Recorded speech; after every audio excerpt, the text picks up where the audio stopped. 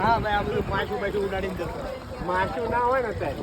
નારાયણ એટલે માછું આવી ખબર બીમાર પડતી એ માછું બધી લટકાય આપણે શું ધંધો તણે ના થાય. પાણી વધી ગયું છે ડીપમાં. કોઈ રોયકામાં આવવું નહીં.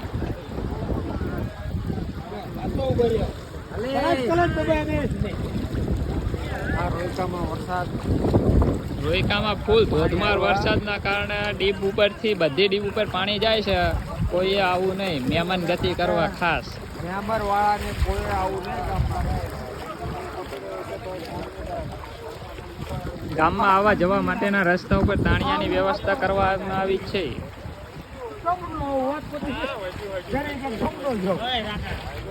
લેવા દે ને પણ બનાવ્યો વિડીયો. લાંબો વિડીયો જોવી યાર.